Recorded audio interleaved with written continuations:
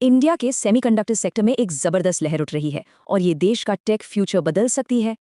लोग इसकी तुलना 1990s के आईटी बूम से कर रहे हैं।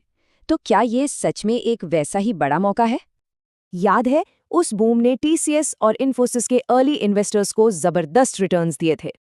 तो चलिए डेटा से समझते हैं कि ये असली मौका है या फिर सिर्फ एक खतरनाक बबल। सरकार का मानना है कि अगले 5 साल में ये इंडस्ट्री इंडिया में $110 बिलियन की हो सकती है।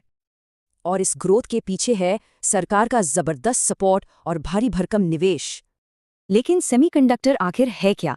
आसान भाषा में, ये हर इलेक्ट्रॉनिक चीज का दिमाग है। अब इंडिया इसमें कहाँ फिट होता है, ये समझने के लिए पहले ग्लोबल वैल्यू चेन के 3 स्टेज देखने होंगे। तो देखिए, इंडिया हर स्टेज पर जीतने की कोशिश नहीं कर रहा। स्ट्रैटेजी बहुत फोकस्ड है। सारा जोर मैन्युफैक्चरिंग और ओएसएटी यानी असेंबली और टेस्टिंग पर है, हाई एंड डिजाइन पर नहीं। और इसकी एक बड़ी वजह है आर&डी पर हमारा खर्च, जो बाकी देशों से काफी कम है।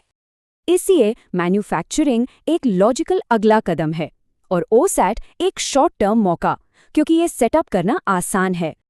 पर एक इन्वेस्टर के लिए यहाँ एक बड़ी चुनौती है। पब्लिक मार्केट में मौके बहुत ही लिमिटेड हैं। सरकार के 10 बड़े प्रोजेक्ट्स में से सिर्फ 2 ही कंपनियां हैं जो पब्लिकली लिस्टेड हैं। और ये जो 2 ऑप्शंस हैं, सीजी पावर और केन्सटेक, इनके वैल्यूएशंस आसमान छू रहे हैं। इसकी एक वजह है रिटेल इन्वेस्टर्स का भारी इंटरेस्ट, जिनके पास इन्वेस्ट करने के लिए और ऑप्शंस ही नहीं हैं। लेकिन सिर्फ ऊंची कीमतें ही नहीं, बड़े रिस्क भी हैं। और सबसे बड़ा रिस्क ग्लोबल है। पूरी दुनिया सेमीकंडक्टर मैन्युफैक्चरिंग के लिए सिर्फ एक छोटे से देश पर निर्भर है, ताइवान। सोचिए, अगर चीन और ताइवान का झगड़ा बढ़ता है तो पूरी ग्लोबल सप्लाई चेन पर असर पड़ेगा।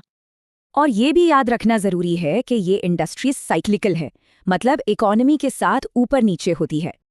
इसके अलावा कुछ रिस्क सिर्फ इंडिया के हैं, जैसे सरकारी सब्सिडी पर बहुत ज्यादा निर्भरता।